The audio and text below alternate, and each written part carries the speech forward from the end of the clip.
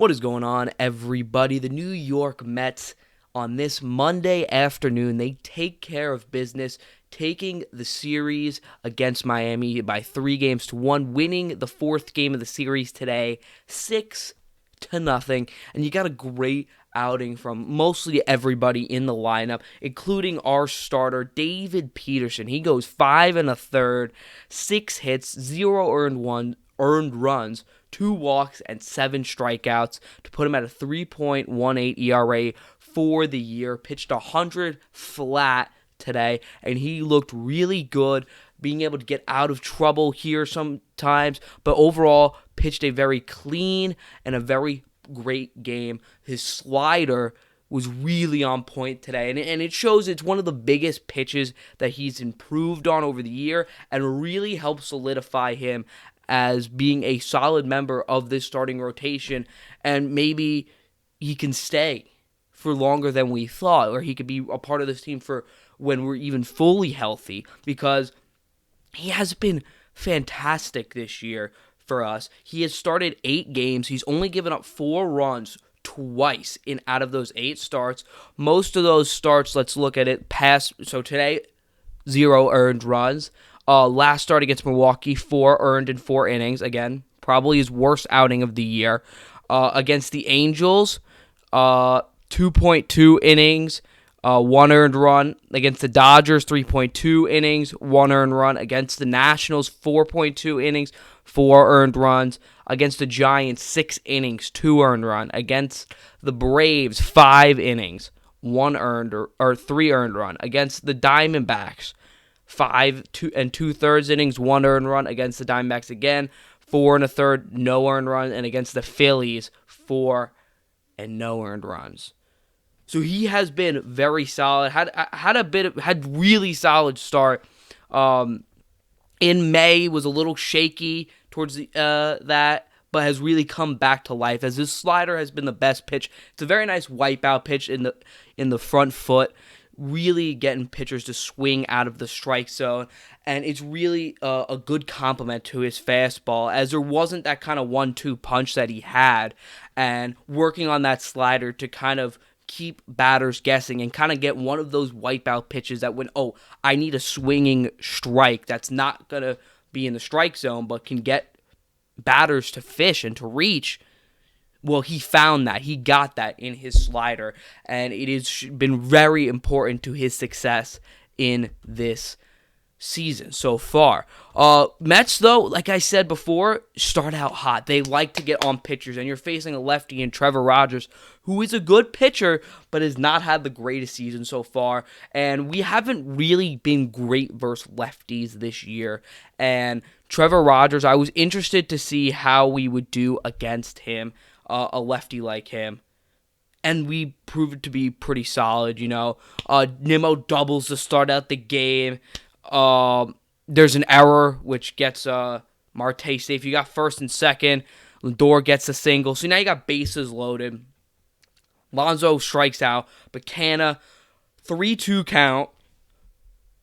Takes the pitch. Ball 4. Walks in the run. 1-0. First inning, you get a run on the board. Davis and McNeil end up getting out, but on Canna, just being able to take those pitches and kind of pass the baton mentality that this team has proven to be successful over and over and over. You don't need to be going for a home run every pitch. Now, am I upset when guys hit a home run? Absolutely not. But you shouldn't be looking for a home run every pitch, every at-bat, every swing. You got to look at what the situation upholds. What do you need your team to do? Bases loaded, 3-2 count. I'm not if a meatball is left over the middle, well then by all means put that to the water. Send that 500 yards. But if it's a hard pitch, just make contact, put it into the outfield, or you don't need to overswing either. There was only 1 out. He saw the pitch very well. He wasn't going for a home run. He wasn't trying to blow this game open in the first inning. He was just taking his time, saw the pitch go low, took it, and you got to run there and said, hey, let's pass the baton. Unfortunately, no more runs came after that. But the mentality the mentality to, hey, I believe in my guy next to me. I believe the guy to my right. I believe in the guy to my left. And I think if I pass it, I just do my job, we are going to be successful. That is a winning mentality. That is a championship mentality. Now, the Mets don't really score in the second or the third, but come back in the fourth. Davis walks McNeil, who has... It is so good to have Jeff McNeil back. So good to have the old Jeff McNeil back. And I heard a bit on SNY why they think Jeff McNeil had a down year last year. And I kind of agree with this. He was looking too much at the numbers. He saw how much home runs he was hitting and the power, and he saw the numbers, and he just wanted to hit.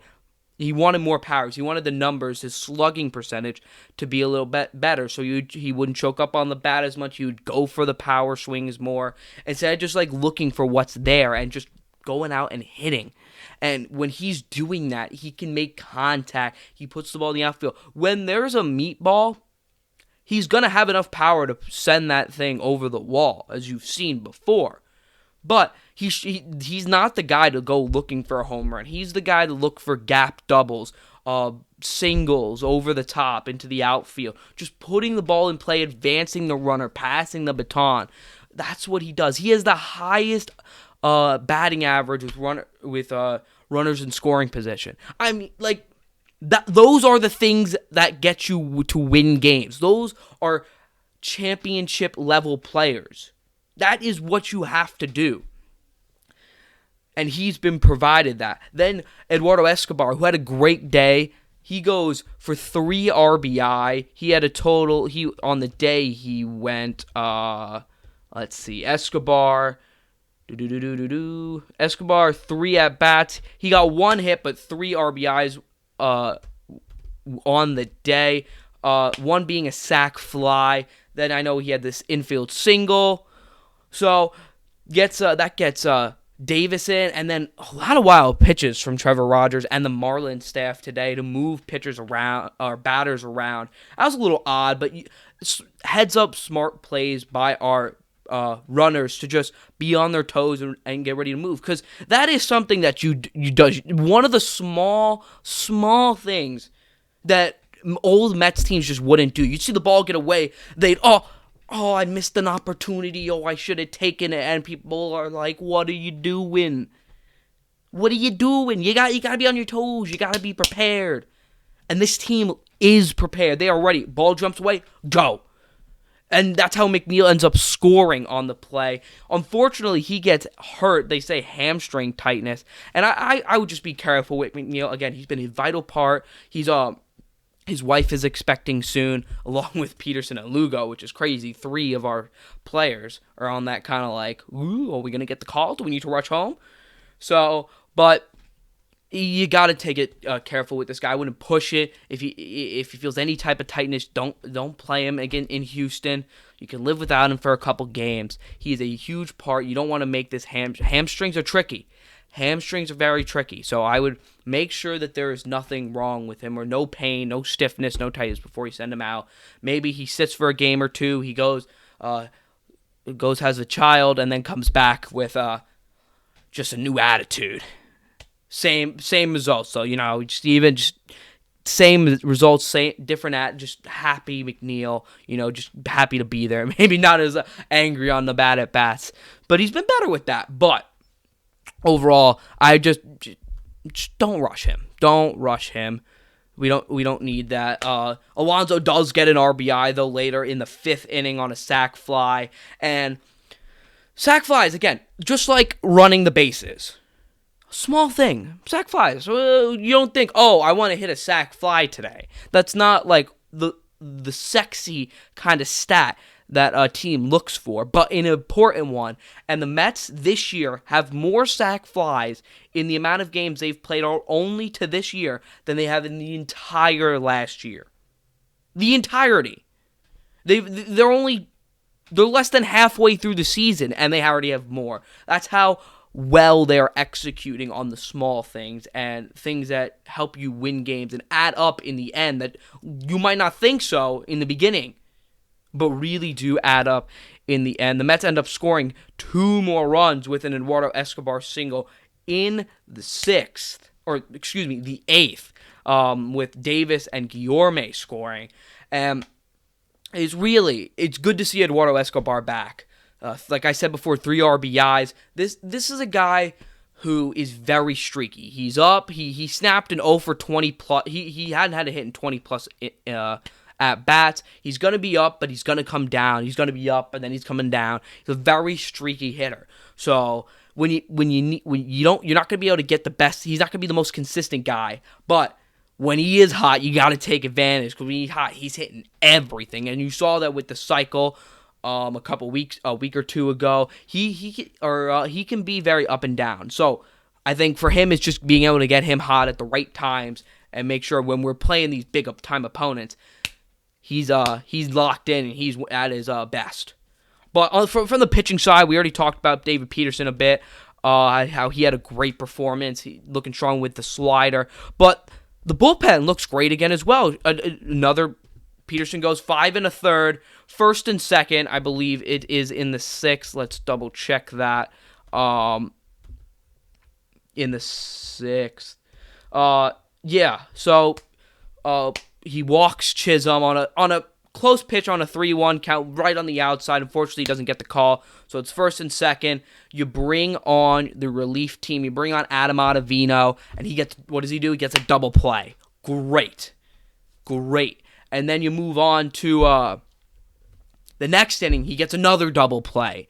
So Ottavino he's been very solid for us, actually. A nice veteran in that bullpen. I wouldn't put him not the guy I'm putting in late situations, but the guy can come in the 6th and the 7th and work you an inning 2 if necessary. And it is just a solid veteran presence who knows what he's good at, knows his pitches, and can really work the zone very well. But then you also have Drew Smith come in for an inning. He goes 16 pitches, solid in it. Solid and only gives up a hit. No Ks, but gets through the inning pretty clean. Like I said, Drew Smith is a very good setup guy. He's having his career year for us. 2.03 ERA for Drew Smith. He is a vital piece of this bullpen and continues to be. And like I said before, he's our main setup man, and I would like to get somebody to pair with him as another setup man for this lineup. And then, with it already being 6-0, you throw out Lopez for an inning. He does well, get 2 walks, but ends up getting a K, gives up no earned runs. So, you throw the B team out there. You're not going to throw up a Diaz or any of your big-time relievers at this point. But overall, very solid game from the Mets. Another shutout, very good. I can't complain from anybody. Just hopefully McNeil stays up. Before the game, though, I did want to touch on this. Dom Smith got recalled. So he's back with the team. Didn't play today, but probably going to start getting some time. In the minors, he hit for 266, 372 on base, 438, slugging for a 785 OPS. It's not an amazing OPS, especially in Syracuse, but you know what? I'm not expecting Dom to hit 300. If Dom can hit 260, get on base a bit, because he's always been able to see the ball well, but what he's been missing is the power. Obviously, when he was hitting 186, that's unacceptable. You got to be able to hit better. But if he can hit 240, 250, just get some power. He hasn't hit a home run in forever in the big leagues. He hit how many bombs did he hit with Syracuse? He hit 2 home runs. So I knew he hit at least 1. I wasn't sure if he got any more. But hopefully that gave him some confidence, seeing the ball go over the wall, that he can do it again. But he could provide a nice lefty bat and complement J.D. Davis off the bench, whether you're seeing a righty or a lefty on the mound that day, so you can decide really who you want at the plate. And just gives you another versatility with Pete, so you can play him at first. J.D. Davis, I don't know how comfortable I am feeling with him playing first that often. But in emergencies, that's okay. But he gives you another option there. Worst comes to worst, he can play outfield. You shouldn't be putting him out there, but he can play the position. So, a lot of versatility. Hopefully, he can bounce back and be a solid addition to this team, because I think he can really provide some value overall. Now, The next game we have only a 2-gamer, which is a little odd, but we end up playing 2 games against the Houston Astros. Looking forward to that. It's gonna be a big. I wouldn't say it's a big test, but it's a test. Going to the AL and playing one of the better teams in the AL who's had success. It's gonna be a nice hitter's park. Hopefully Pete can mash there. I know left field's pretty short. Hopefully he doesn't get carried away and just try to pull everything, but he should have a good time there. He really should. Thank you all so much for watching. Thank you for the support. If you want to listen to my opinions on Twitter, it's jsharf_1216. Instagram is jsharf1216. That'll be in the comments. Again, thank you so much for watching. I will see you on the other side.